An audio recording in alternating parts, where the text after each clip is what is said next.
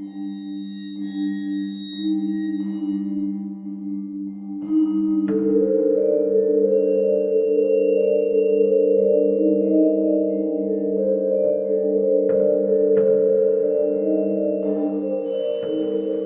hello, and welcome to Aldente Rigamortis.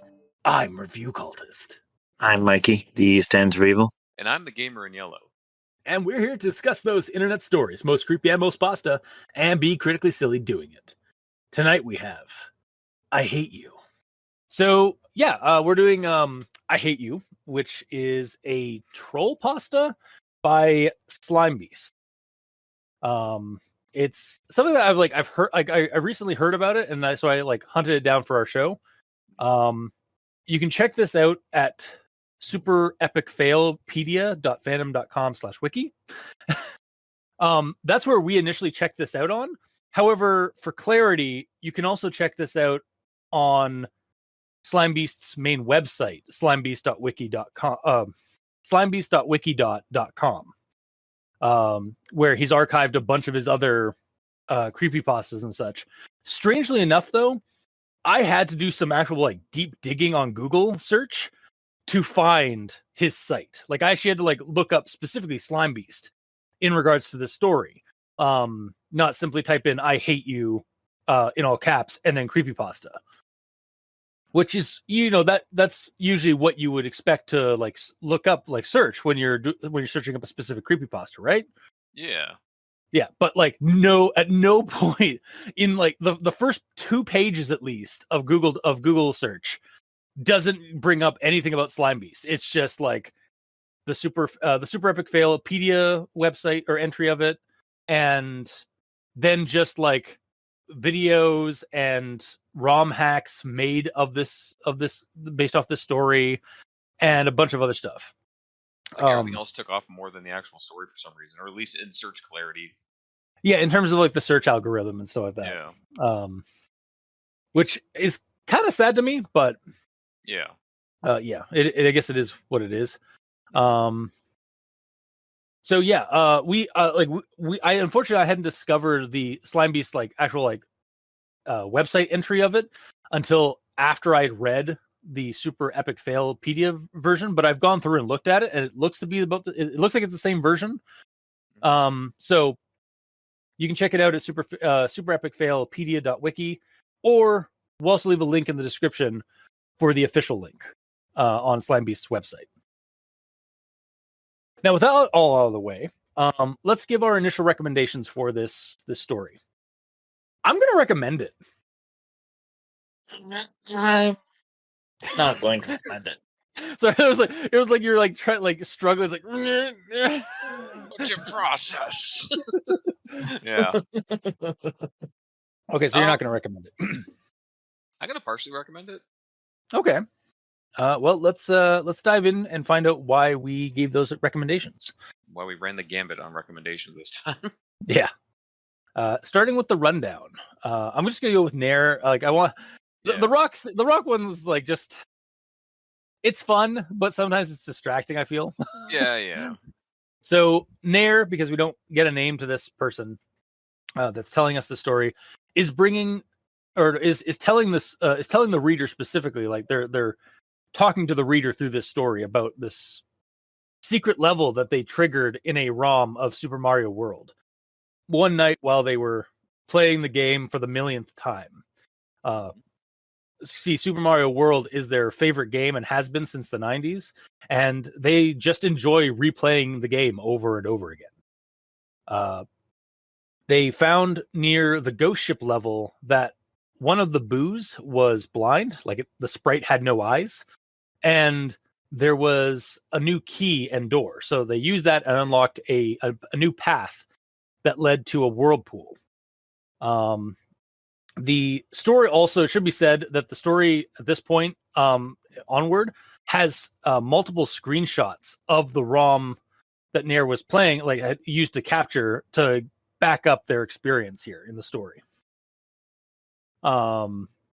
So yeah, curious about this new whirlpool level. They went over to it, and though there was a weird reaction from Mario's sprite as he entered the whirlpool, and the level name was really kind of weird, but it was called Oh God No. In this level, it was there was an underwater castle with tight corridors, more blind boos everywhere, more blind boos, more blind boos everywhere, and eventually a bleeding bullet bill. But thanks to Nair using Game Genie cheats, they were invulnerable and could progress smoothly. They also spotted strange bloody signs on the map, like the titular "I hate you," and while running from a new massive devious looking boo or set of boos, the message "Why won't you die" came up.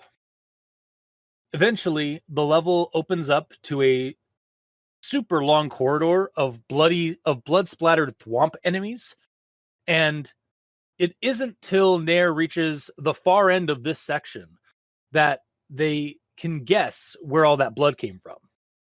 The next area is lined on the floor and the ceiling with spikes, and there are dead, bloated other Marios. Well, not quite dead, as they begin chasing Nair like torpedoes through the water. Escaping this, they get to a boss area with a bridge over boiling lava, or is it blood? As Nair speculates. And there's a cutscene of sorts where control of the character is removed from Nair, and Mario looks nervously at one of the castle windows in the background, where a spooky silhouette is looking in on the events. And then Luigi appears and claims that they have been helping King Koopa all along. Or at least Nair comes to this conclusion from Luigi's message. Because he basically says you think he did this alone. Yeah, exactly. Yeah. So like suddenly Nair's like, it all clicks now. Like there's no way King Koopa could keep kidnapping the princess without some inside help. And then goes on like of the reason Luigi probably did this was because he was living in Mario's shadow and stuff like that. And then Luigi begins pummeling Mario into the floor.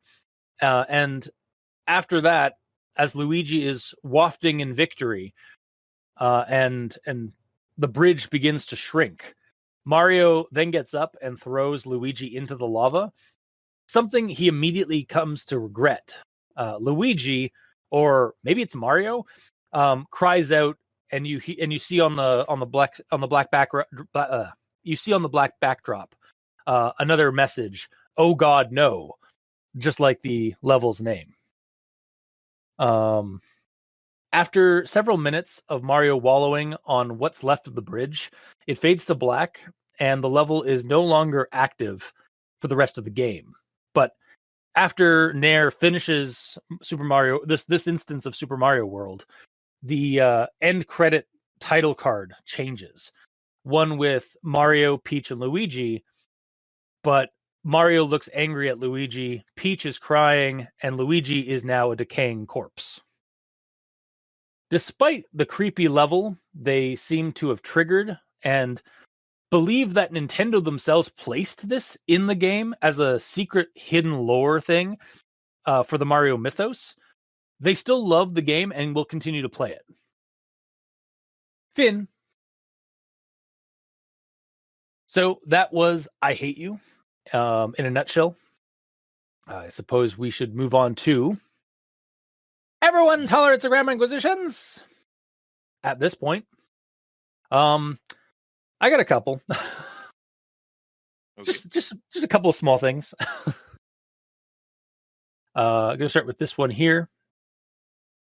I could turn off the timer and relive an particular entertaining map for an hour as I waited for a download or any number of boring events. So I think it should obviously it should be and relive a particular entertaining event or particularly entertaining map. Yes. Did I notice that?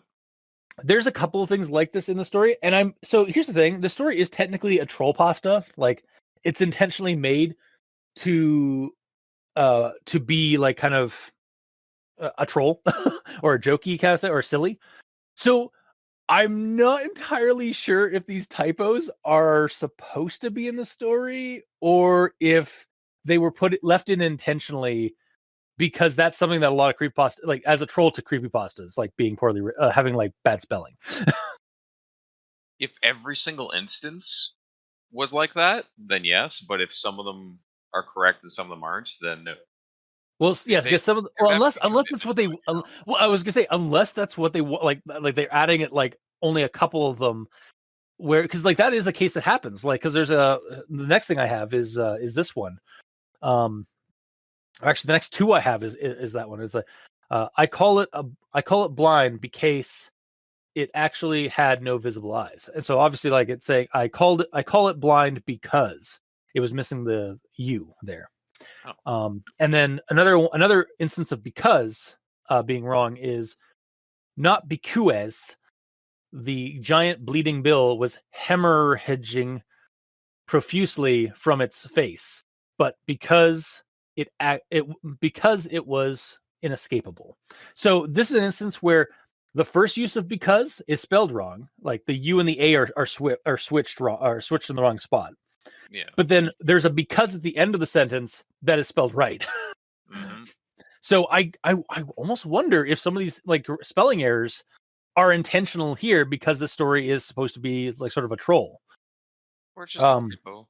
It could also just be a typo. It could also be a typo. Also, hemorrhaging is spelled wrong. There should be one M and two R's in it rather than a hard word to spell. I get it. It is. I mean, yeah, it is. It is a hard word. There's a like. It's sort of the same situation I often come across with like tomorrow. I never know if it's the double M or a double R. Yeah. Until I like type it in and then like I immediately get a squiggly. It's like that's wrong. It's like One of these I days guess I'll learn. yeah, one of these days. Yes. Well, it's a tricky thing. Like it's. Oh, I'm not. Yeah. I know. Okay.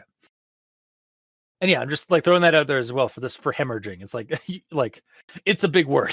Mhm. But I'll move on to the next thing I have here. I stopped, comma, and killed it with my invulnerable touch, comma, only when I saw a message that hadn't been there when I'd passed before. So should it be only then?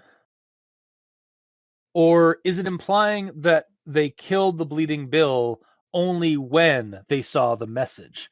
If that's the case, does it still need a comma there? So like as it is, it's I stopped and killed it with my invulnerable touch, comma, only when I saw a message that hadn't been there when I'd passed before. So for when I first read this, I thought I was like, shouldn't it say only then I saw the message? But if it's supposed to be like only when I saw the message, does the comma before only need to be there? Like, because then it would be like he was running away from it, and then he decided to kill it when he saw the message because he wanted to look at it. yeah, because that would be like if that comma is removed, it should read like this: and killed it with my invulnerable touch only when I saw the message. Yeah, I don't know. Like is that comma is that comma copacetic or does it need to be removed? Am I being too nitpicky here? Well, I mean, it's fine there, but it does seem weird because, like, the whole killing of the bullet bill at this location, it's not saying like I was running away from it, backtracking as I'm running away from it, and I saw a message on the screen that I didn't see before, so I decided to kill the bullet bill to read the message. Is what it's basically trying to say, right?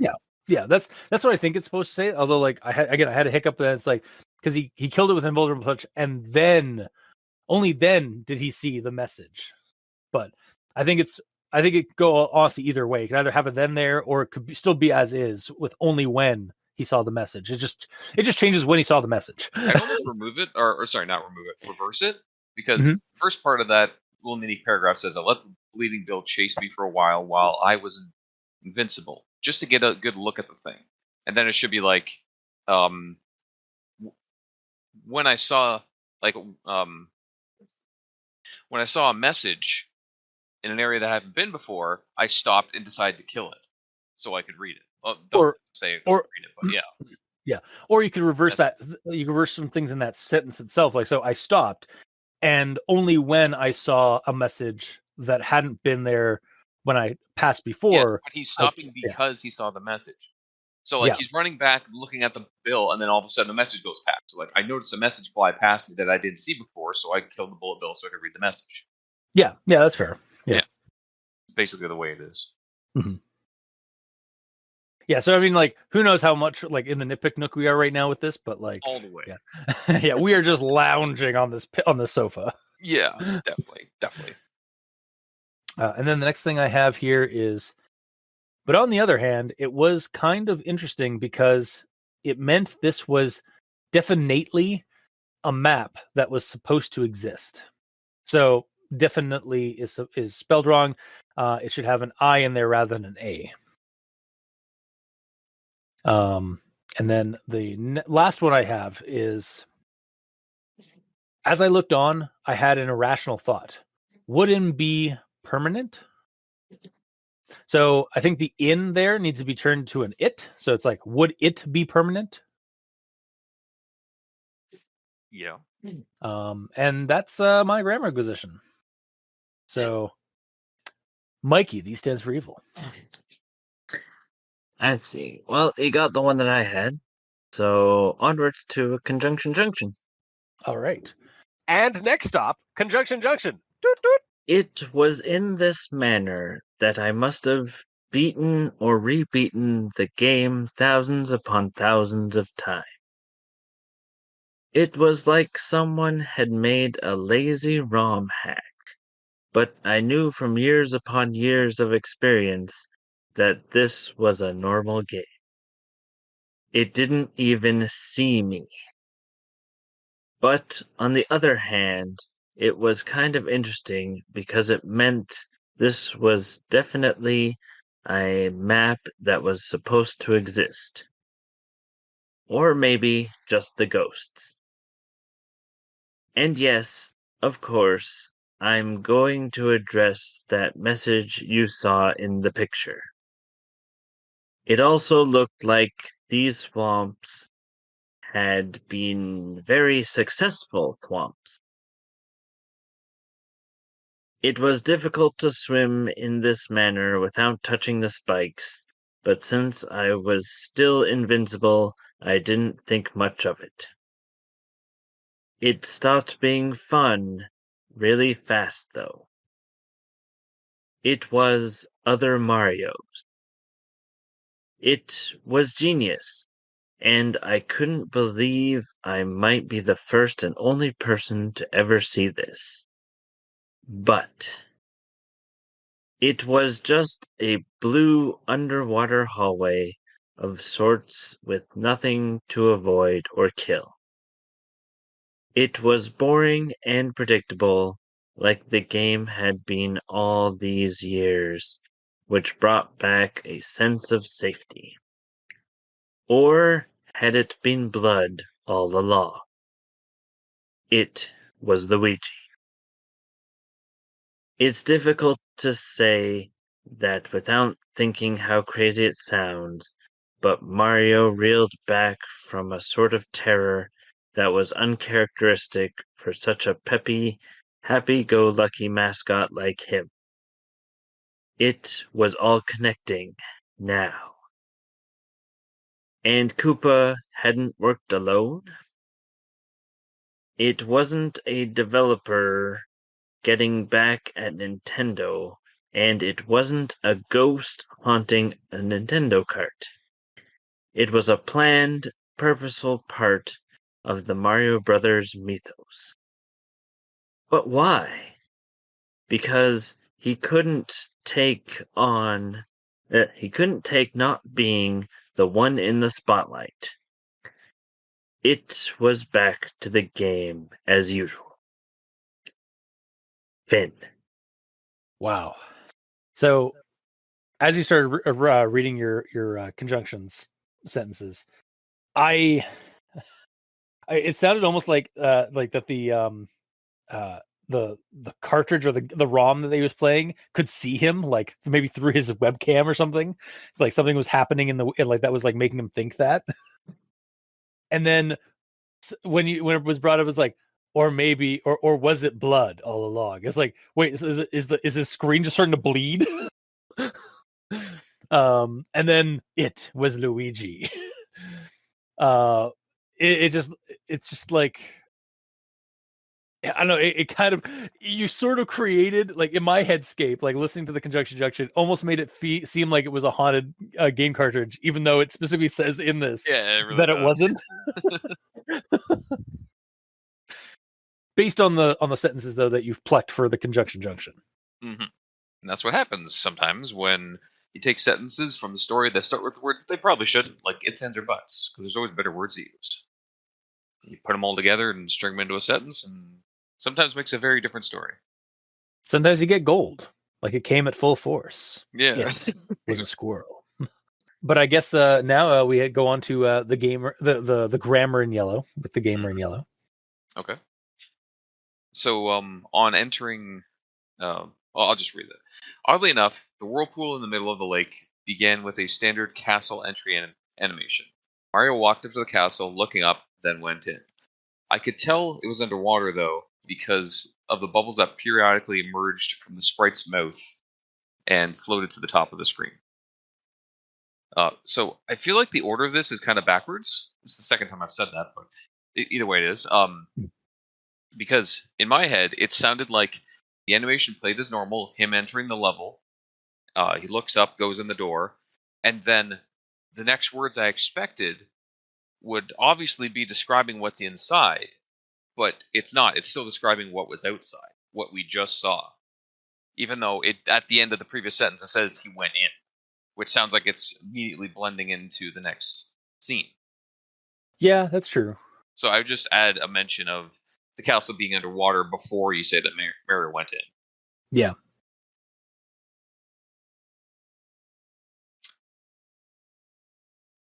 And then later on it says, this is quite far later on actually, more cartoony blood. This was getting pretty unusual for the Mario Brothers franchise, which I hadn't recalled seeing blood in at all. Now I had seen it used 3 times. The Bloody Bills, the Messages, and the perpetually smashing, grinding thwomps who were working their victims into pulp forever. So this is technically the 4th instance of blood? Because is it? The Bowser Castle on the overworld had blood coming from its eyes when Mario moused over. Oh my god, you're right. I just noticed that change. I did not notice that the first time I read this. I just zoomed up to it, was like, what? Yeah, and you can even see little blood, kind of little blood specks in the water as well, not just he's bleeding tears as Mario is going through the whirlpool. Yeah. Yep. Neat. Mm-hmm.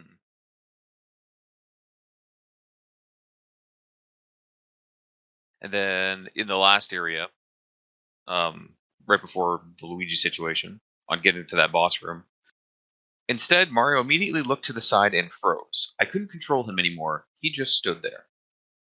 I feel the wording of this should be changed from look to the side to look to the background or something like that, because Mario normally looks to the side during gameplay all the time.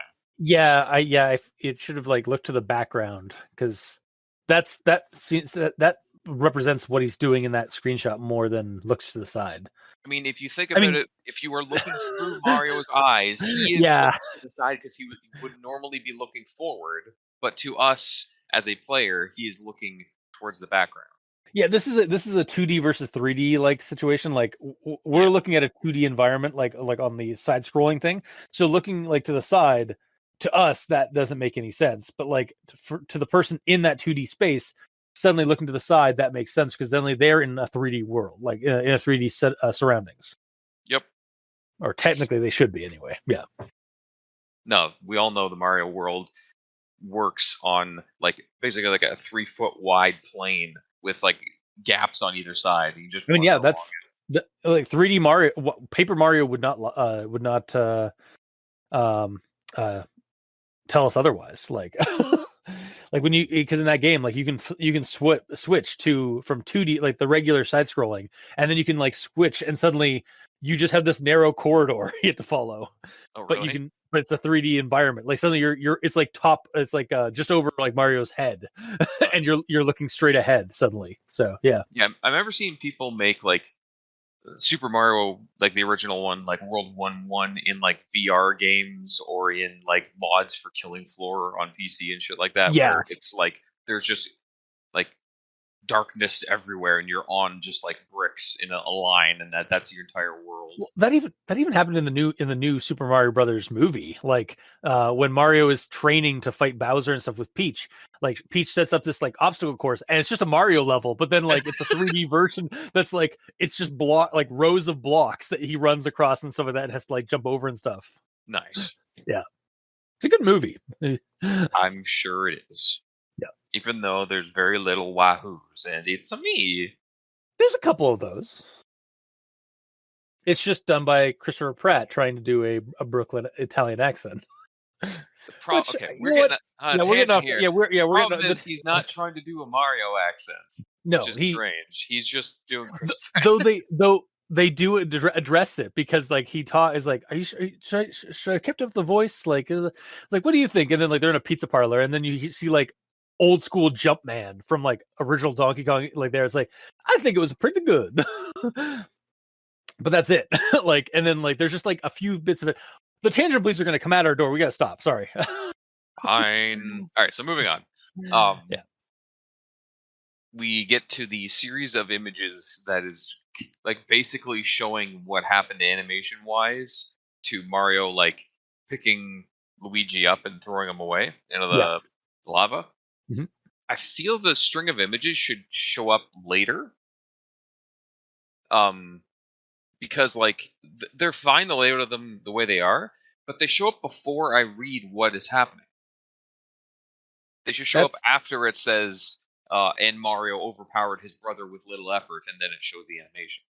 Counterpoint. I read all that. I read all that through the images before I even read it in the text. Yeah. So counterpoint on that. That's generally how like storybooks are done. Like they present the image above the text. So you see the image representation first, and then you read what the description. In a left to right orientation, yeah, but in a top down orientation, I don't think that works as well. Okay, fair enough. I don't really. I think it's fine the way it is, but I mean, we have different opinions on that. Because like, yeah, I don't know. It's backwards in my opinion, but that's just me on this one. Yeah, because all the other ones, they seemed fine. Because, like, for example, a couple of pictures up, it says he jumped on the pathetic weeping Mario again and again and again.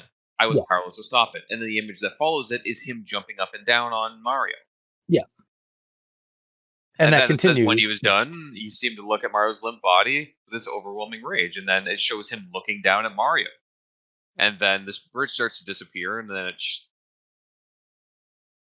it gives us this sort of like this like this this like time skip sort of screenshots of like Mario going from being like on the ground, the bridge collapsing, and then I don't know. I think the first one should be there to show that it's starting to disappear, because you see the edges of it disappear, but then the next line should be saying that with an instant he gets up and throws them away and all that, and then continue the rest of them. But that's my opinion. Yeah, that's fair. And then my last one here. If you beat the same level X number of times, a secret part of the world opened, and you learned that from Mario Brothers through Mario Land, Luigi had secretly been working against you and was in fact facilitating the repeated abduction and abuse of the princess. Should it be that it says from Mario Brothers through to Super Mario World? That's the game we're in right now. Yeah, it's weird that they don't use Super at all. Or this is Super Mario World. Yeah, you're right. Yeah. Yeah, because Mario Land was the Game Boy game that came out like the year before. Mm-hmm. But in the game that you're playing now, Bowser took the princess. Yeah. So is this the first time Luigi didn't work with him? But that's not the case, because Yeah, I get what you're saying. Yeah. I don't know. It's weird. It should just say until now, from Mario Brothers till now, or from Mario Brothers till Super Mario World, something like that. Yeah. I just don't know why it's saying Mario Land specifically. Mm-hmm. Maybe because it's a troll pasta. Who knows? Yeah, I mean that's Pretty much every single one of our gripes could be just be like followed with, but maybe it's just because it's a troll pasta. yeah, like maybe it is, maybe it isn't. Like yeah. But that's the end of my grammar stuff. Okay. Well, on to actual thoughts. I will start with this one here. I call it blind because it actually had no visible eyes. It was like someone had made a lazy ROM hack. But I knew from years and upon years of experience that this was a normal game. So as the story goes, I kept wondering why Mnair seemed to think that this couldn't be a ROM hack just because that they played this version for years. Like they played it on their computer and they got this version as a ROM online. It's very possible that this is very possible that this is actually a ROM hack someone made to fuck with people, and this was just like a long con sort of like prank Yep. that somebody like posted on the when they put it online. Again, I know it's supposed to be like sort of like it's a troll pasta in that it's following a lot of like the trope, like the dumb silly tropes of creepypastas, especially video game creepypastas, where like it's like it has to be like the creators intended this kind of thing. But again, I'm also going to look at it from being a regular creepypasta. Is like I don't know why this person's like thinking that this is like intentionally added to the original code of Mario. Yeah. Whereas the only way that you could assume that is if he's playing it on a Super Nintendo. Yeah, exactly. An actual cart, but he's playing a ROM, so anyone could have slipped this in there. And yes, you've played the game multiple times and there hasn't been a problem. Yeah, because the way that this person set up this little extra event is you have to beat the game 30 times or something like that. Yeah, exactly. So like, and again, like this is sort of a this is gonna be like kind of an over blanketing kind of thing. It's like, yes, this is I understand this is supposed to be a silly kind of like like satire or troll of Vigipasta tropes and stuff like that. But I'm still diving into it like that. Like I'm still jumping into the as a mindset because of how well done it was. Personally, I found the story like really well produced for being a troll pasta. But and speaking of that, I'll just dive into my next thing here.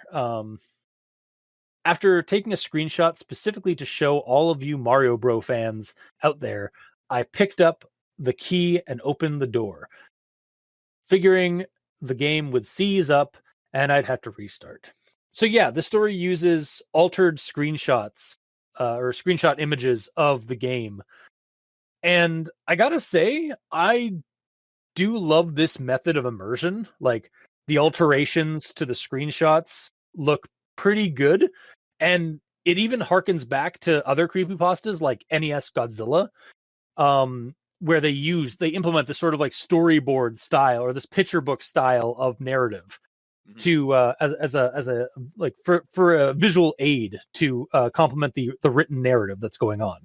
Yeah, it really does help with the immersion because like all of the little changes in it are all done in like an exact art style that is the game itself. Like it all blends. Also, like it's all done by the same artist, basically. Yeah, exactly. And honestly, it was probably Slimebeast himself because he is a talented pixel artist. Well, no, but like I know. but yeah, he is also like a very talented like pixel artist and an artist as well as like a writer for creepypastas and stuff. But also a little bit of Slimebeast trivia that's actually on his website, like at the bottom of this story.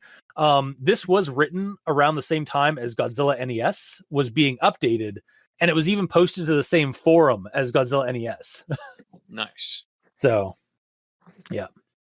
But it's a long story that I haven't gotten to yet. it is a long one, and there's a sequel that's just as long. Really? Yeah, there's a NES Godzilla 2. God damn. I don't know if I can't remember if we actually did it. I don't know if we actually did the sequel. It's been that long. Wow. But anyways, moving on to the next thing I have here. That kind of creeped me out. But on the other hand, it was kind of interesting because it meant this was definitely a map that was supposed to exist. There was some sort of plot element here, something undiscovered. Honestly, this was a pretty reasonable reaction to something weird or off popping up in your video game. Like, this is like I know I gripe sometimes about like about video game creepypastas where like the person's like, "What are you doing? Turn that game off. Like, this is a red flag, red flag." But what's popping up here, and this is I think when he finds like the whirlpool level and like he unlocks the whirlpool level and stuff. Mhm. This honestly, this reaction is sort of my reaction when I if I come across something weird that I wasn't expecting in a game that I was playing. Again, similarly, I've brought up before, like when I first got A Link Between Worlds, and I got a used copy out of EB Games, and the username, the last person to play that game was named Ben. Of course.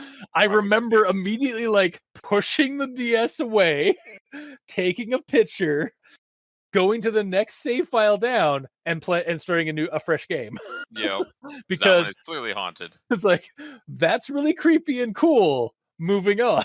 Yes.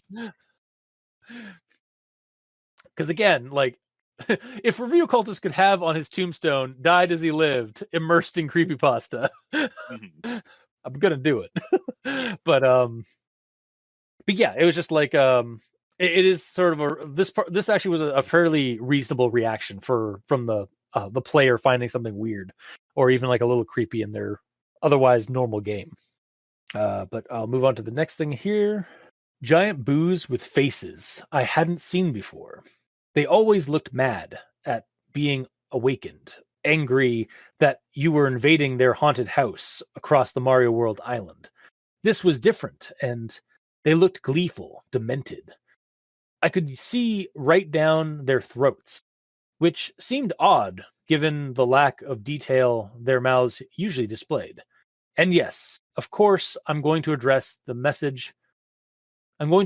message you saw in the picture. Why won't you die? I don't know why. Am I supposed to? Who's asking? So, sort of related to something I said earlier about this ROM hack. This ROM hack with messages of like "I hate you" and such. This could be a hint that this level is or this level in the ROM is triggered by the use of like perhaps cheat codes, like with Game Genie or what have you. Again, to like fuck with those players that use cheat codes and stuff like that. Like this could be something that either like if we're going in with like what Nair is suggesting, that like the creators of like the Nintendo creators like added this not just as like a mythos thing or like as like a secret hidden lore to their world, but also as a way of just like kind of fucking with people that use Game Genie or Game Shark and stuff like that. This could also be something that like the person who made the ROM hack said. So like it's not just that you have to like beat the game a couple hundred times to unlock this. It also is you have to be using Game Genie or some kind of cheating, like using implementing some kind of cheat codes already in the game to implement I don't this. think that is the case because he got there without using cheat codes. He turned the cheat codes on when he Oh, was there. that's true. Yeah. And the reason it says "Why won't you die," I find that weird that he's asking that he doesn't understand why it's asking him that, because it's clear why he won't die. He's cheating. He's put on invincibility. Well, that's what I mean. Like that specific one, like that particular message, I think would be cool if that was added as a trigger that was triggered by somebody using the invincibility or the invulnerability. Oh yeah, it probably is. Yeah, which would be really cool. It's like, why won't you die? It's like, whoa, what? This thing's like watching me, kind of thing. It would like give you that impression anyway. Also, I just kind of like the snark that Nair is dishing out here in like while he's like telling the story. Like it gives him more personality and makes him feel a little bit more real. Yeah, he's not just a guy that's stating facts of what happened. Yeah. Mm-hmm. Then the next thing I have, now I know some of what was going on. Oh, now I knew some of what was going on. The bloody mess the thwomps were unendingly splattering. It was other Marios, past Marios, that had tried to traverse this level and failed. I had to admit, this was an excellent touch, even if it was a bit ghoulish. Whoever had designed the map actually broke the fourth wall and showed you the bloated, motionless abortions of the player's own careless treatment of Mario's tiny life. And honestly, I have to admit, this is a really cool idea to implement in a story. The screenshots provide specifically, the screenshots provided specifically give us cool, creepy looking, like bloated dead Marios on the spikes and stuff like that. And it's almost like that mechanic it's almost like a mechanic out of Super Meat Boy or some other like kind of horror, indie horror game kind of like thing where they're trying to use like cutesy or like family friendly kind of like stuff, and then suddenly they implement like something horrific. Would you call Super Meat Boy a horror game? It's kind of horror. Yeah. It's up there honestly for me. Like Super Meat Boy is kind of that level of like horror aesthetic that like The Binding of Isaac is. That more so, yeah. Yeah. Sure. But like Super Meat Boy, like you're literally playing as a cube of meat with a face who's trying to find like and who's trying to fight like an evil like version of himself or something like that. And is constantly dying in graphic in gory blood splatter ways. I'd say it definitely falls under splatterpunk. Oh, okay, yeah. I guess, yeah. It's more like the visceral stuff than, yeah. But yeah, and then like you expect that in those kind of games to, and in a Nintendo product, it's a touch more unsettling, like when you implement that kind of thing, because again, like you don't expect it in a Nintendo product, because Nintendo's always like got a reputation for being family friendly, despite the fact that there's a lot of horror stuff in some of their main titles. They gotta appeal to everybody, not just kids. Yeah. Or I feel like they like to like, yeah, we're definitely a kid friendly, and we're like all friends is like, let's throw this little thing to fuck with everybody. Yeah. Let's throw a graveyard into Mario. But moving on to the next thing I have here. Without swimming, without kicking or moving in any way, the dead Marios started to come at me like torpedoes. Their faces remained blank and blue and dead, but they moved with astounding speed. Again, like a very cool, creepy like thing to have happen in a Mario game. Like, and the screenshot helps visually like aid this whole sentiment. Like, can you imagine just like you're traveling through, you see all these like kind of like floating or like bumping like dead bodies of Marios, and then as soon as you get past them, they just start jet streaming toward you. It's like Yeah, for sure. And honestly, it's not unheard of for that to be like, it makes sense for that to be in a Mario game too, because Nintendo themselves have already done the coding for that, because there's bullseye bills in Mario 3, which are basically small bullet bills that like heat seek towards Mario. Yeah, they could just put that coating on the dead bloated Mario corpse, and then it just follows Mario. Exactly. Yeah. So I guess in that regard, it does actually help that this might be like an intentional like hidden lore thing. Mm-hmm. But I'll move on to the next thing here. Beside the door, a mushroom power-up. I didn't touch that shit.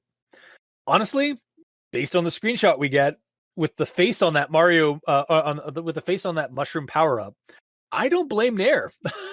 To quote Admiral Akbar, it's a trap. Or at least that's what it looks like. Because like if you look at it, it's got this like evil, like almost it's a boo face on a mushroom. It's interesting that the words don't mention that the mushroom looks different at all.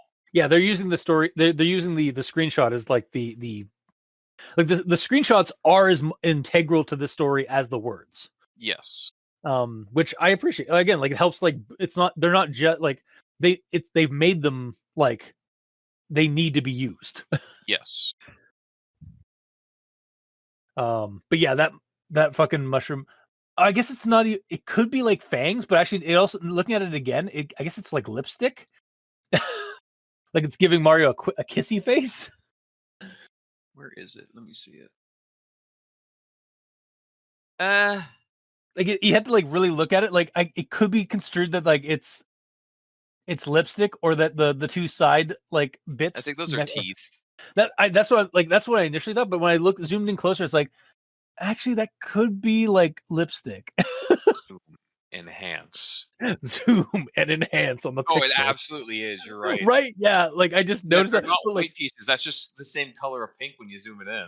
yeah, that's what I was saying. Like it's not until like from a distance, like I'm about like 2 feet, like about a foot or two from my screen, it looks like fangs. But when I like looked closer, just like to like examine it, I was like, oh, that actually could be lipstick.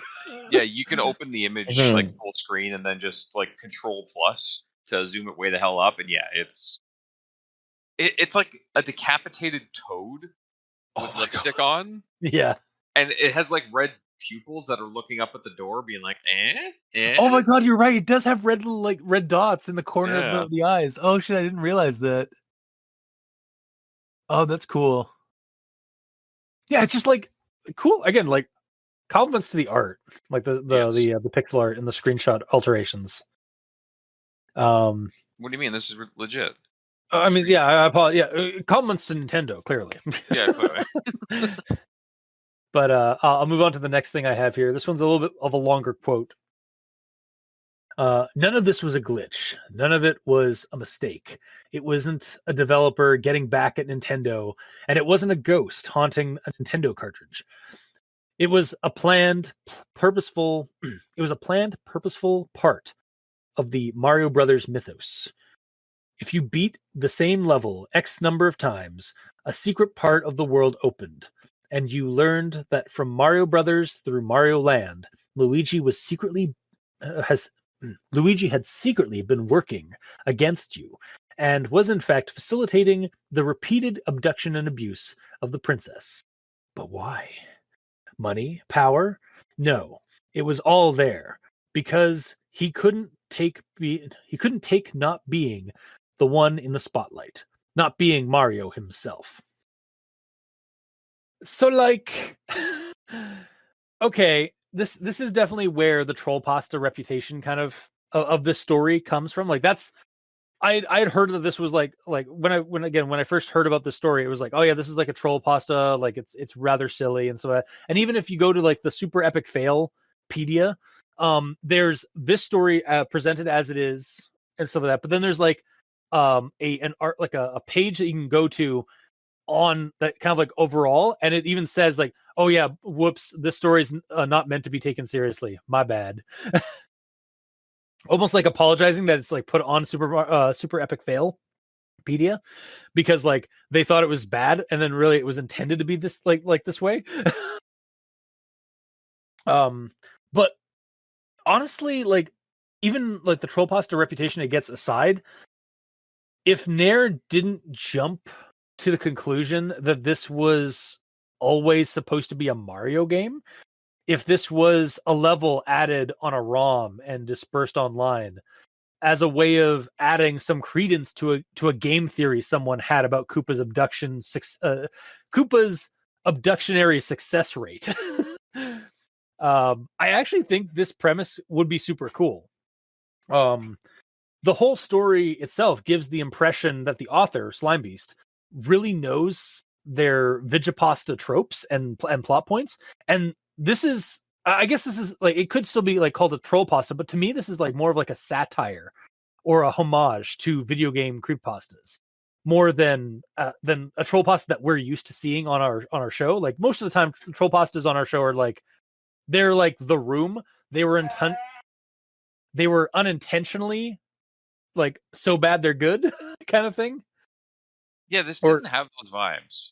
Yeah, but like when you said this next one's a troll pass, I'm like, oh god, here comes another Spyro EXE. Yeah, because online, that's what everybody's like said about the story. It was like, oh yeah, it's a troll pasta and stuff like that. And so like I'm used to that troll pasta being that it's like unintentionally bad. No, it's intentionally bad. Oh yeah, and this story is intentionally going for that because they're like he's intentionally leaning into a lot of the video game creepypasta tropes that we've seen over the years in creepypasta.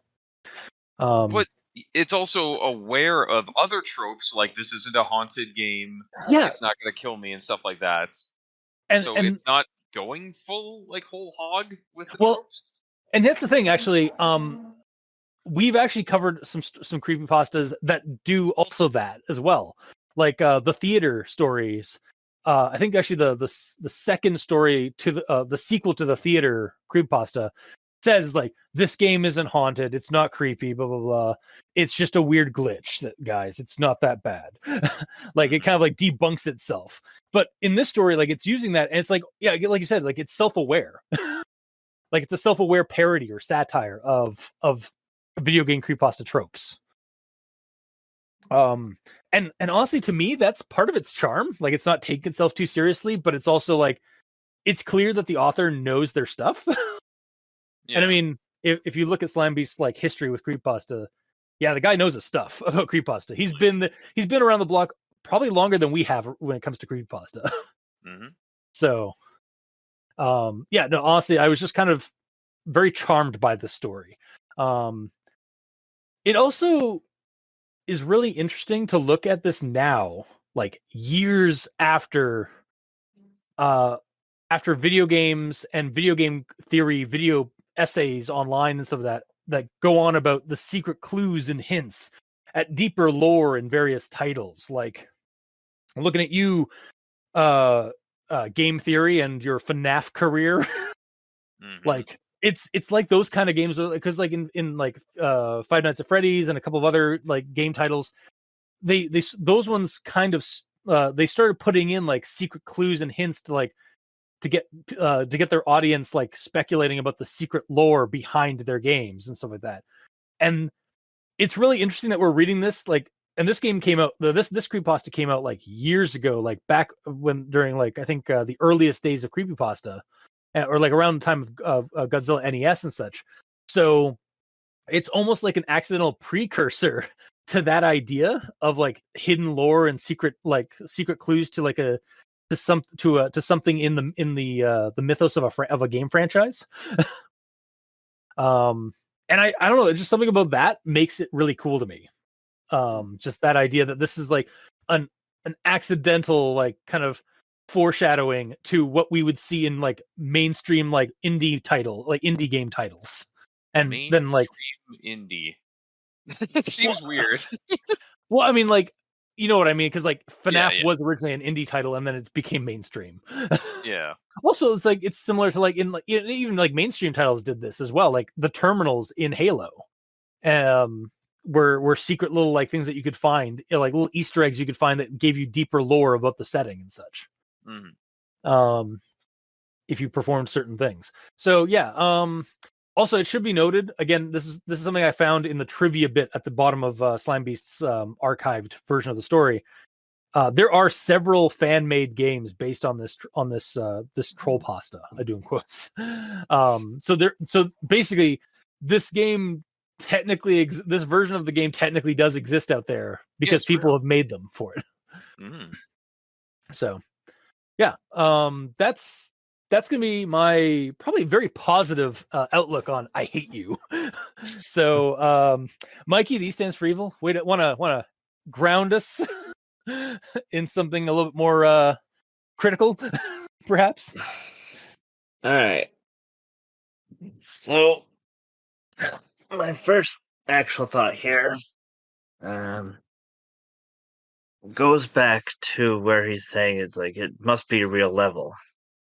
But he also says this: I must have gone right for 10 to 20 minutes just holding the B button and running along at full speed. Mario levels have a timer, and that timer is 5 minutes long. Do they? So, well, yeah, but it's a hack. It's So a weird hack level that it might be. but if this was an actual level, you'd never make it past the first section with the booze. That might It's actual level because it's like actually in the game, not because it has all the exact same like stats to it. Because like for example, right at the start of it, time says 0. There is no time. Well, that's screenshot because shows that there's no time. But that's because he's using a cheat that disables time. That is true. Because he likes exploring levels. Oh yeah, true. The very first screenshot also has no time on it, like before he even glitches anything. Yeah, so that was when he was doing his exploratory sort of like just like traveling through the levels and just like looking at the assets and stuff. Yeah. So again, maybe this is actually triggered by cheat codes. Maybe. as well, You're because right. You're right now. because he took off because he started using cheat codes before he jumped into this level. So yeah. Yeah. And again, that is something I could see Mario or I could see Nintendo doing, like fucking with people who use cheat codes on their games. Which is weird because they sell Game Genies. Like it's a product for them. Yeah, but it's still also something they throw in. Like it's like that. Didn't Nintendo do something? I can't remember if it was like something to do with like piracy or like theft or something like game theft. They did something, or is that like an urban legend? I It have was no like idea what the hell you're talking about. it was like if you pirated a game like a Nintendo game, specifically like a certain Mario, I think it was Mario 64 or something like that. There'd be like this horrible like creepy like thing that would replace the game that you pirated. I think that might be an urban legend though. Yeah, that sounds like an urban legend. Yeah. I know there's different piracy measures for different games, but not Mario. Like there was one, I forget what game it was, but basically it spawned in a scorpion enemy that had like infinite health and would hunt you down and kill you on the Nice. level, so you couldn't complete the level because it was pirated. Nice. Yeah, that's something like sort of what I was talking about. Yeah. Yeah, like that. That does seem like something like Nintendo would do, honestly. Yeah. All right. So my next actual thought here, I have a quote.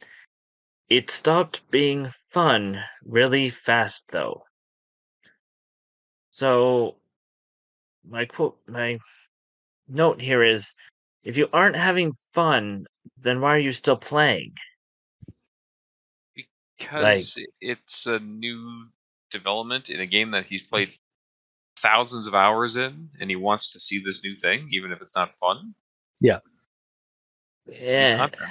It is also technically that it's a version of that trope in video game creepypastas where it's just like they are spooked or like freaked out, but they are compelled to keep playing.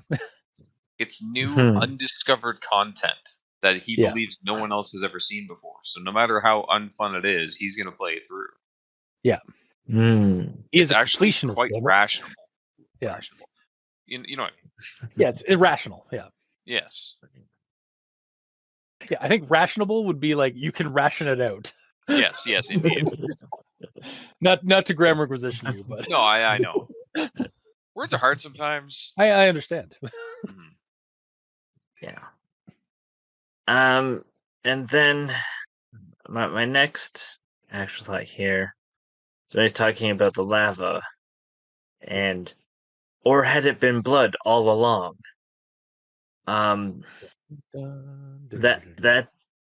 That doesn't really work with the end picture because Luigi gets thrown into the lava, which if it was just blood, he wouldn't be really disfigured from burns. Yeah, I think it might have just been like a thought that he had because like, wait, is that redder than normal? Is that blood? Had it always been blood? Like, I don't think it was probably just lava, but like, still, like, it's just I think it was just like an offhanded like thought the player or the narrator had. So, although, I mean, technically, like skin and flesh could slough off in bits if you were doused in boiling liquid. So, Yeah, just because there's blood doesn't mean it wasn't boiling. yeah, it was like boiling blood. I think is what it but- was. So, But blood can't really boil; it congeals. okay, look, Okay, Mr. Scientist here. it's a video game. Boiling blood is spooky.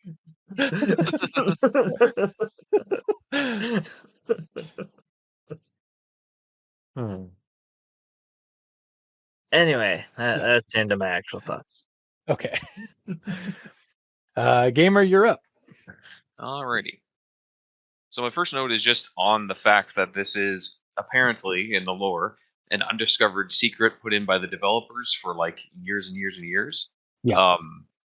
It's really not too outrageous because there's been several games with Easter eggs with secrets that have gone hidden for like decades. Because like and are still out there. There probably are. But like there's one in Wave Race Blue Storm for like the GameCube, where like if you change an audio setting and do like a different type of Konami-like code, it changes the announcer to be like very blunt and sarcastic with like how you're doing. Oh wow! Like in Wave Race, when you pass on the right side of a buoy, the announcer's like, "Good, keep going." So he's probably like, "Good job," or something like that. I haven't actually. Good for you. Like, oh, great! You just hear clapping, like slow clapping. It's like, oh man, so cool. Indeed. Aren't you proud of yourself? This is like real sarcastic bastard. Yeah, that took 7 years for people to find that. Oh, that's cool. Then, in Doom 2, there's always been one level that no one could get 100% on. Like everyone doing 100% runs, they could never do it because they could never find the last secret. But then 24 years after release, someone found out that if you get hit into a teleporter by an enemy, instead of walking into it, it takes you to the final secret of the level. Wow. It's like so specific. Yeah. Oh, and I have heard like that kind of stuff, like, and developers like, oh yeah, like there are still like tons of secrets that people have not discovered. We're not going to tell you. Oh, for sure. Like there's one in the original Donkey Kong game. The creator put his initials basically on the title screen. Yeah. You had to die with a specific score. You had to lose your last life by falling off the map. And then as soon as you do that, you set the difficulty to 4. And then the title screen changes to show the initials of the creator. Yeah. And that took 26 years for that to be found out, and only because the creator revealed it. Nice. No one found it out because of how specific that is. Damn. Okay, at the risk of the tangent police coming at my door and smashing it open, I actually just learned of a game secret from Super Mario 3 that I'd never heard about. So if you go into the first Mario into the first level of Super Mario 3, and you can get your coins to correlate with a certain like set of digits on your score. So say you get like 33 coins and you get like 4,033 score. And then you finish that level through with that score. The the hammer bro down by the castle. Yeah, sure. Yes. It will transform into a bonus level area that's basically just a upgraded money level. Really? Yeah. I had never heard of that. I saw it on a TikTok video that's from some like game shop owner who like revealed it on their video. I was like, what? That's pretty sick. Because it's so specific. Because you have to like it's not like obviously it's impossible to get like the full score, but like if you get like 2 digits in the score, the same as the amount of coins that you've collected in a level, and they just do it in the first level. They're not sure if it works on like in any of the other levels. That will trigger the hammer bro to transform into a basically a money farm, or like a money level. I wonder if it does that at the start of every world. Maybe, I don't know. Interesting though. Yeah, that's kind of like a buffed up version of like the original Super Mario Brothers. If you finish the level with your score as like, I think it's like if there's a 0 at the end or a 5 at the end or something of your score, then you get certain amounts of fireworks at the end. Really? Yeah, I'm pretty sure that's how. Yeah. There is a way that the fireworks are dictated. Okay. Yeah. I'm not sure when that Mario 3 Easter egg was like discovered, but like, yeah, I'd never heard of it until like that video I saw. I was like, what? So, yeah. But please continue. Let's see. I looked it up. If the last number on the flagpole is 1, 3, or 6, that's the amount of fireworks that go up. Damn. And each explosion awards the player with 500 points. Nice. Neat. Anyways, I'm gonna move on. Yeah. My next one is just basically I like that there's images, that there's proof of this. It really helps add the visual and all that. Basically talked about that. So he's running through the Bullet Bill murder room, and he says, "I let the Bleeding Bill chase me for a while when I was invincible, just to get a good look at the thing. I stopped, I killed it with my invulnerable touch, only when I saw the message that hadn't been there since I'd passed before. I hate you." So, my question here is, how does he know he ran past that exact spot before? I guess aside from just the fact, like, to get to the Bullet Bill, he would have had to run past everything. But how did he? It sounds like he knows, like, that specific spot, like, there shouldn't be something there specifically. I guess Like- he didn't see it the entire way over, and there's only one way to go. So Yeah, like that. I'm guessing. Yeah, he ran like the long, like all that way, and then the Bullet Bill triggered, and then he was running the back that way, and it wasn't until he saw that message pop up, like scroll past his screen, it was like, oh, and then he just killed Bullet Bill and check that screen, that message out again. yeah, when I wrote this note, I'm like, how would he know specifically? Yeah, that exact spot. But again, as I said, he ran past everything because there was only one way to go. So never mind. Moving on. Okay. Then later on, it says, I let Giant Boost touch me, and they died like the Bleeding Bills, of which I had encountered 2. This is the first time the second Bleeding Bill was mentioned, and it's like in this post-mortem of doing that a while ago. Yeah, it's kind of weird. Yeah, because there's only those really only. Well, as far as we know, we only see one bullet. Yes, but it's mentioned he's killed 2. Yeah, which is weird because the second one didn't show up. So it's not like giving us a play-by-play of everything exactly. Well, yeah, because I feel like that would also be like too tedious to a degree. Well, you say that, but in a story that is trying to document a super duper hidden level that no one has found before, it would be highly documented, I would think.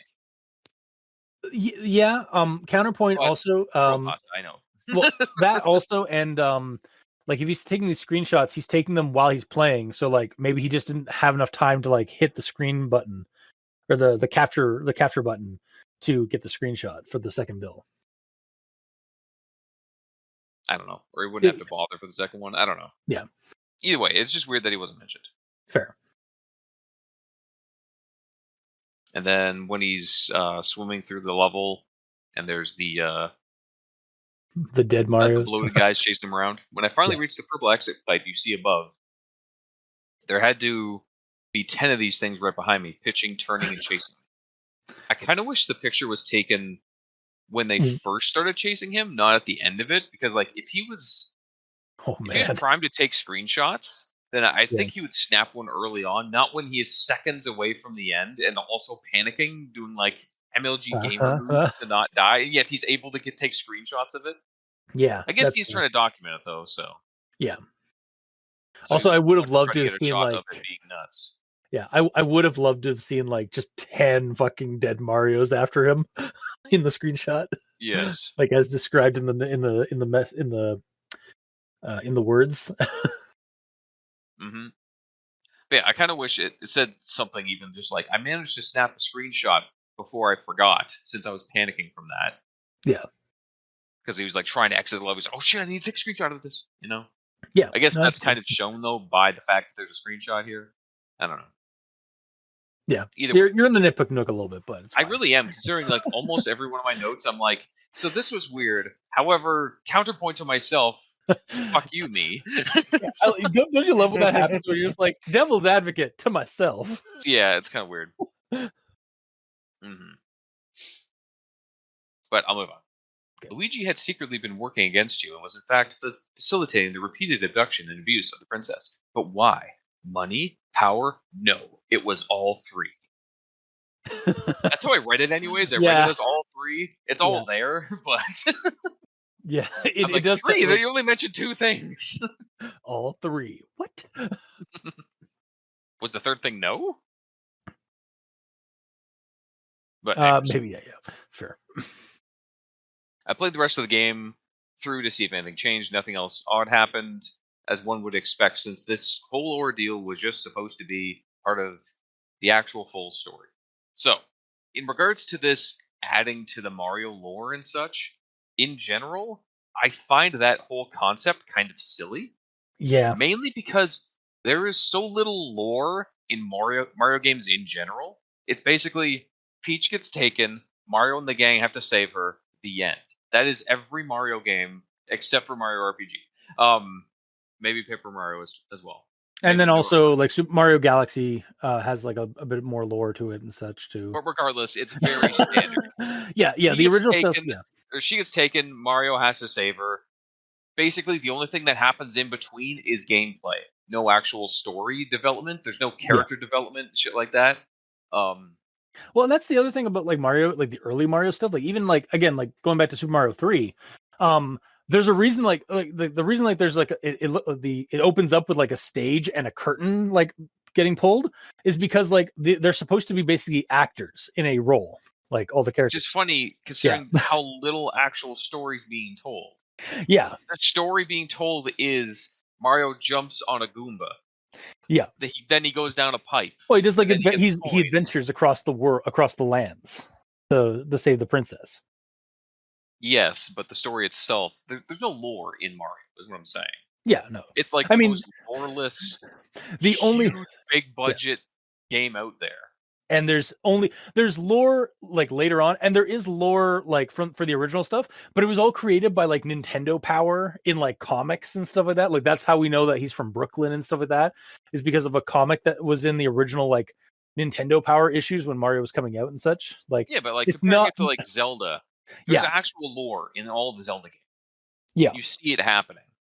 yeah But in Mario, there's no lore. So talking about Nintendo putting in expanded lore to a game that has no lore, like you can't, like, you're multiplying by zero. yeah no, I Basically, get you. Yeah.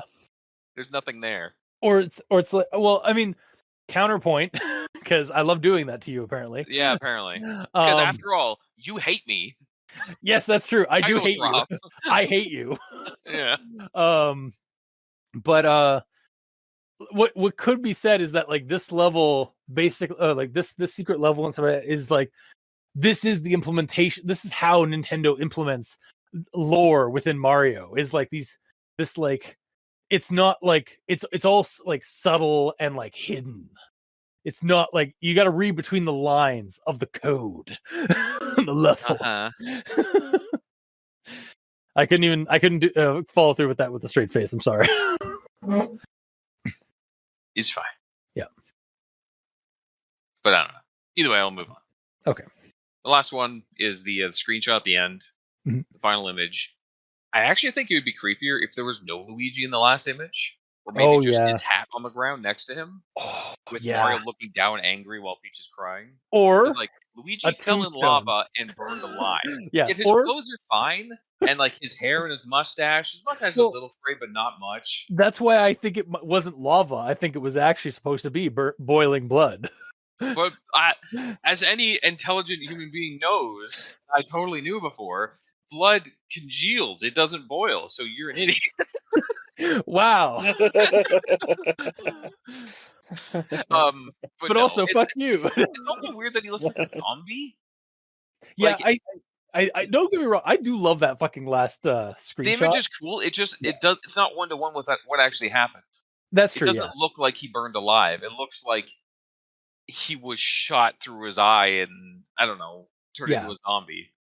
Yeah, like even like how he dies in the lava or blood or whatever. Like he doesn't like fall face first into it. He falls like up, like he's like feet first into it. So his shoes are fine. His pants are fine. It's his face. That's just like you'd think that he would have like because when he falls in the lava, his face is the last thing that gets melted. Yet in that last bit, like there's blood and stuff, and like you know, it might have been like if it had been a tombstone with his hat with that ripped hat on it, maybe that would have been better. Yeah. Yes. Or have his feet and legs and everything like below the waist. Oh god, all he's skeleton, just like, and then his upper body is all meat, and then like his hat's fine, but that's about it. Or another counterpoint. He's like that one the first walker you see in the Walking Dead show, where like it's just like his body's like half his body's completely gone and he's just singed and like he's just crawling to the others. Yeah, little Yeah. Anakin-like, but yeah. Little Anakin. Well, he did kind of die like Anakin, or die like Anakin was like burned up into that on Mustafar. Didn't he yell "I hate you" as well? Yes, he does. Slimebeast. Slimebeast. Was this all a Star Wars reference? Wow. I hate. Hang on. When did Return of the Revenge of the Sith come out? The sequel to this absolutely has to have Luigi get like some suit of armor Okay, now so- with a rebreather in it. So here's the thing: Revenge of the Sith. Darth Ouija. Yeah, Darth Luigi. No, Yeah, so Ouija. so Revenge of the Sith came out in 2005. So it's pretty safe to say that this I don't know exactly when I Hate You came out, but I think it probably came out after Revenge. Actually, I guess I could look up NES Godzilla, see when that came out.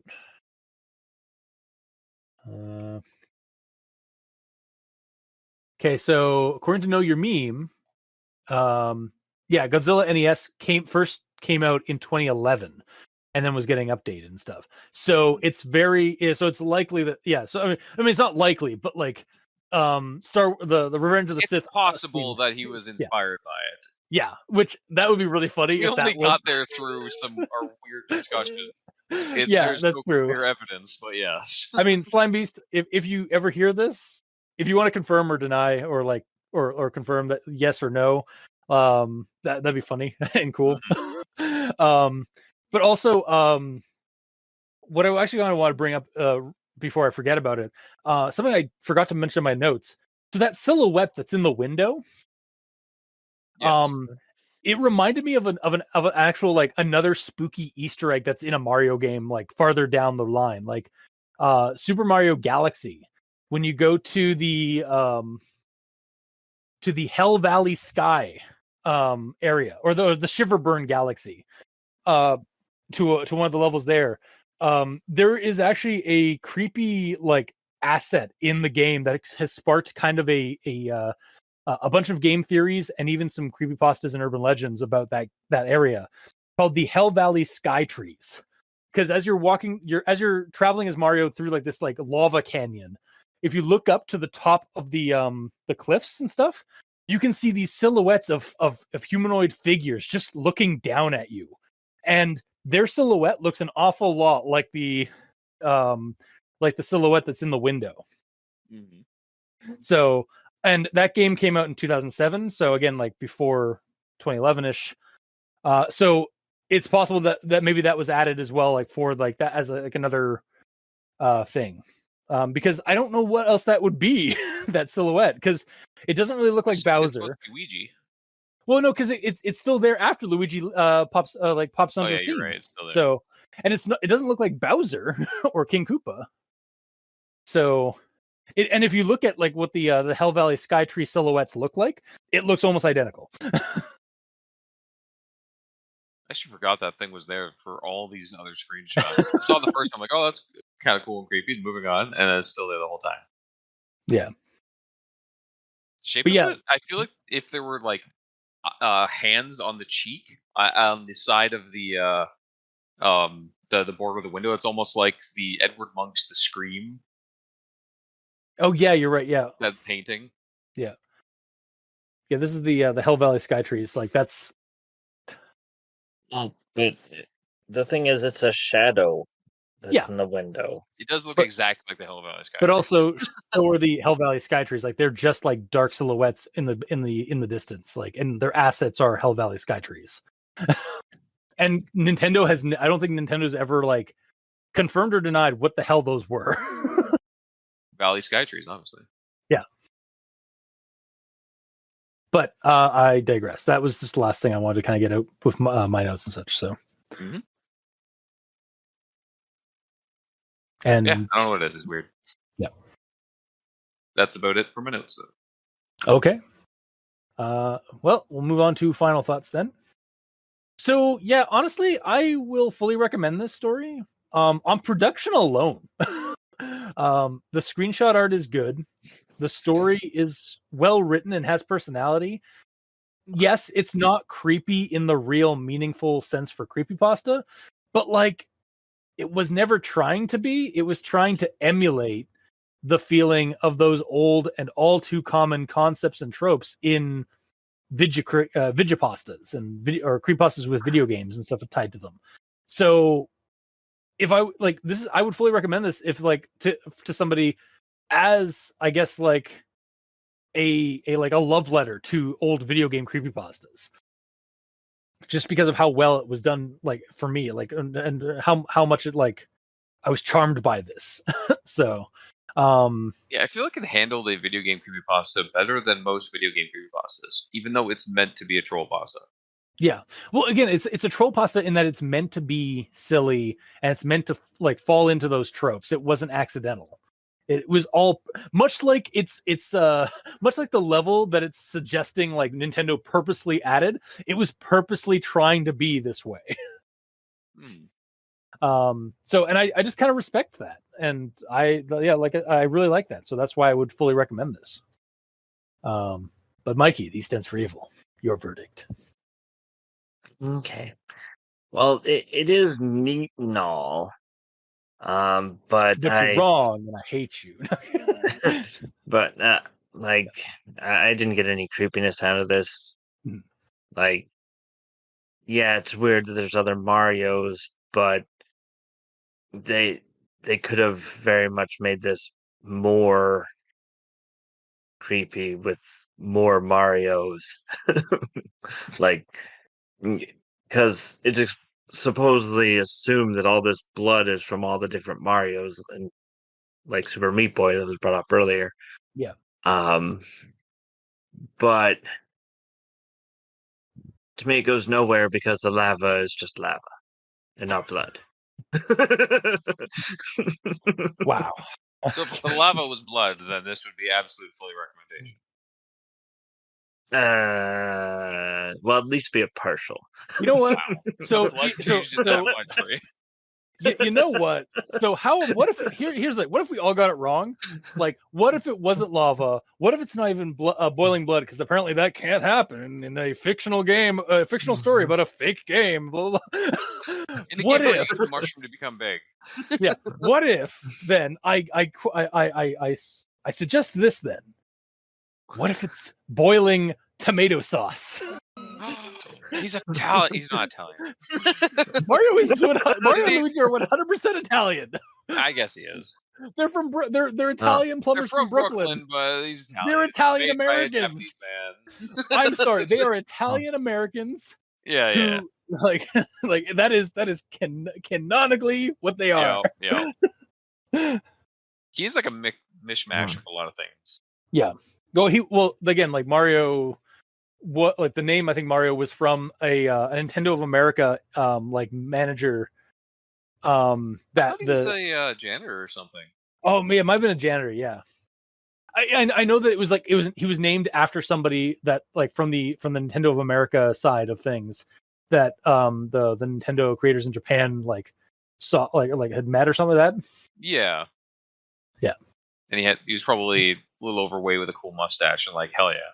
Yeah, and they're like, hey, he looks like Jumpman from our Donkey Kong games, and we're planning on making Jumpman into this game where he does adventures and tries to save a princess. We should call him something. What's that guy's name? Mario-san. All right, we'll call him Mario-san. They might have actually designed Jumpman on him. It's very possible, yeah. I don't know which came first. Donkey Kong came first. No, so no shit. Super Jump. Super Jumpman. I know. I'm not asking that. I don't know whether they designed Jumpman because of the employee, or if they named Jumpman Mario because of the employee. Is what I'm trying to say. I'm sure that is out there somewhere. I don't care enough to look it up, though.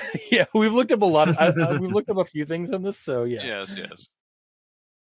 Out there, listeners, if you want to educate us, put in the comments if you know the story behind that. We are definitely going to read it if you comment. So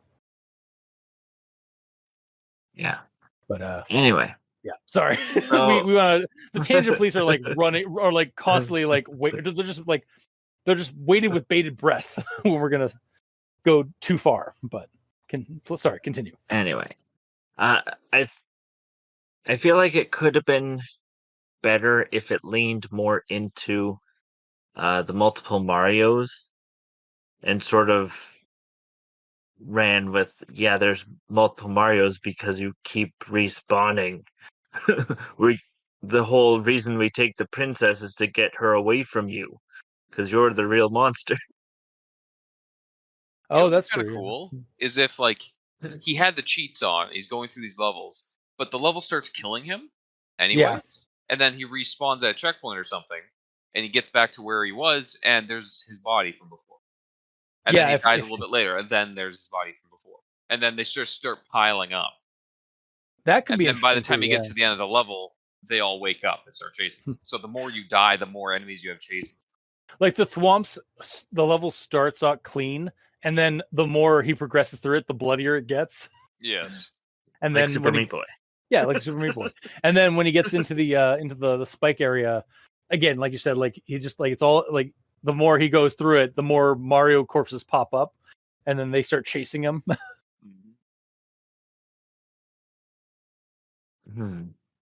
Yeah, like they brought up one cool concept with the dead Marios everywhere, and then they didn't really go too far with it. It was just an enemy in one level, and that's about it. Yeah.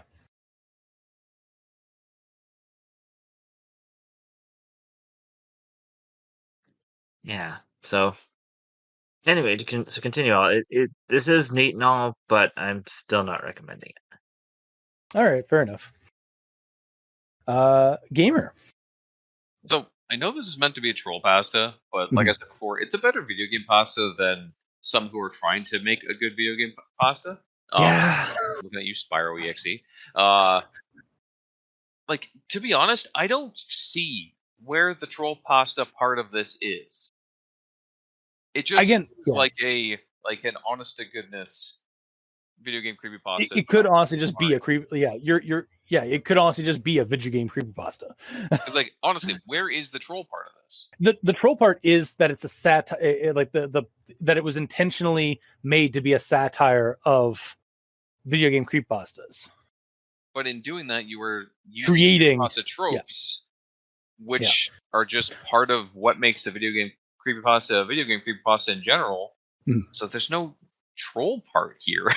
The troll part is here. It's something that like the problem is like we don't see it that way, but like a lot of people did see it as like this is, or like kind of like Mikey, like it was just too silly and like it should have been scary. As like, well, that's the troll. Like it's not scary because it's a fucking video game creepypasta. Like a lot of them aren't scary. Yeah, but it kind of rides the line of like creepy, but like it's not creepy, but it's not outwardly silly and obvious. It's just kind of there. I don't know, like it makes it feel kind of plausible that this could theoretically be a thing.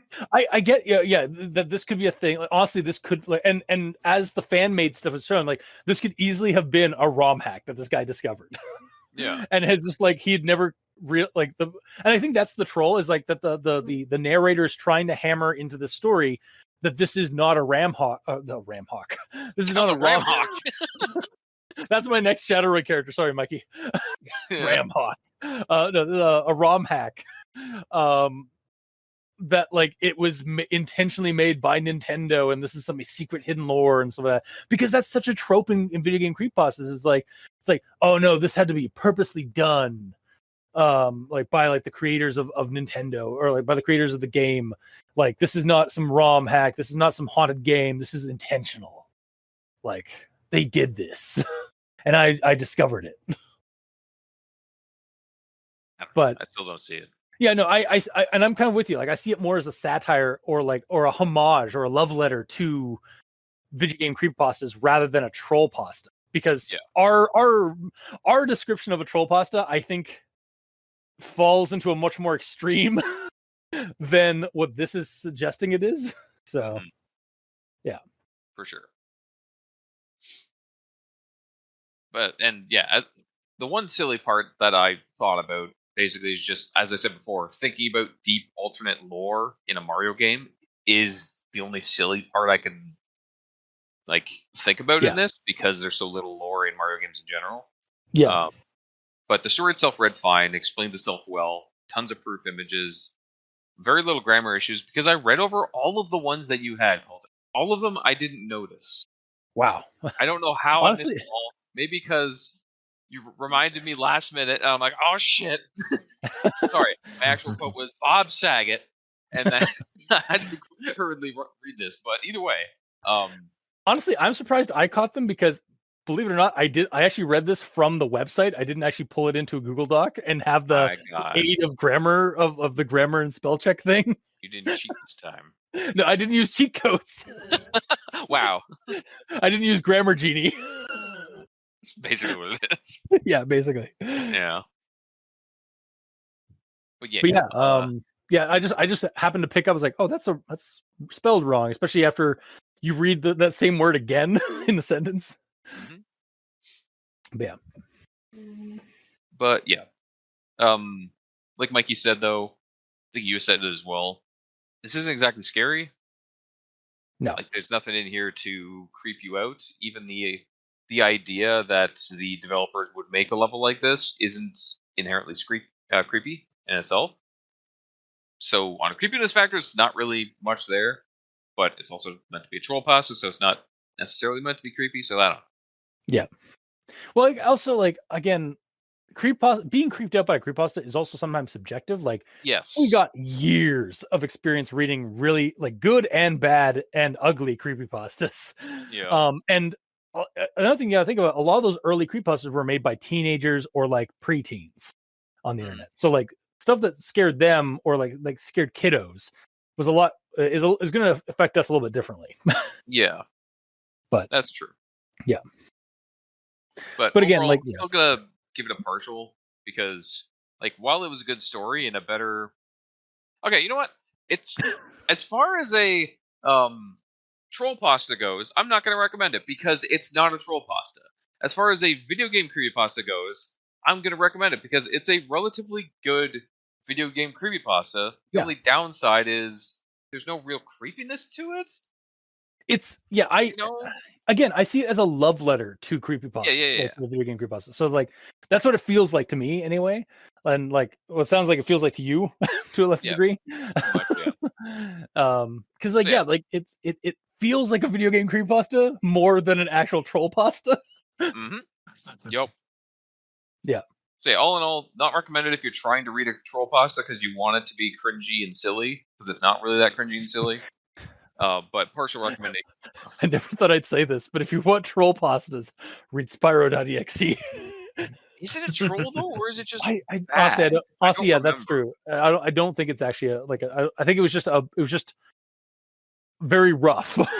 Yeah. Like, and somebody's like first attempt at a creepypasta that was in line with like Sonic.exe but Spyro. So yes. But there are probably like better examples of troll pastas.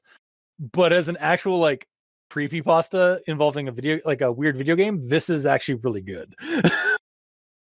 Yep. Even though there's no lore in Mario. Okay. There's that's why I brought it up 3 or 4 times. fair enough.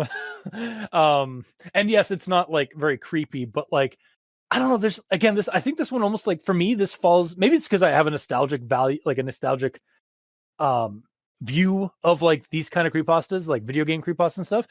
So like I know they're not scary, but it's just like it was just a very comforting read in a macabre way to me. So yeah. So I guess 2 recommendations, at least on the side of like it being an actual like Vigipasta, and then 1 non-recommendation. And then another non-recommendation if you're trying to for this being a troll pasta. Yes, I made it complicated. Yay! Weird. It's almost like recommendations are kind of subjective and made to be complicated. Yeah, like they're not simply black and white. There is grays. But that will do it for this week's episode. If you like what you heard, or if you didn't, leave us a comment in the comment section below, where this gets posted. We're all on Twitter. Mikey is at the E stands for evil. The Gamer and Yell's at the Gamer and Yell, but without that W at the end because his name is very long. Yeah. And I'm at Review Cultist. I'm also on Blue Sky at Review Cultist, so you can check me out there. You can also send us emails at aldenterigamortis@gmail.com. That's ALDENTERIGAMORTS@gmail.com. Where you can also leave us suggestions for other creepypastas, SCPs, spooky things. You creep it, we'll peep it. Yeah! And if you'd like to help support our show financially, you can go to Patreon. Select the backer tier you'd like to support us at. We have $2 and $5 tiers with special episodes and early access and extra content. To our patrons that are helping support the show, thank you immensely. You're helping keep those hosting bills at bay. As always, we very much appreciate that. And to our listeners and the authors of these stories, thank you immensely, because without your listenership, it'd be like screaming into the void, saying, "Oh God, no!" Yeah. And if you didn't write these stories and post them online for people to get spooked at or enjoy, we really wouldn't have much of a show because we'd have nothing to talk about. So thank you. Until next time, I have been your host, Review Cultist. I'm Mikey, the E stands for evil. And I'm the gamer in yellow. And this has been Al Dente Rigamortis. Sleep well.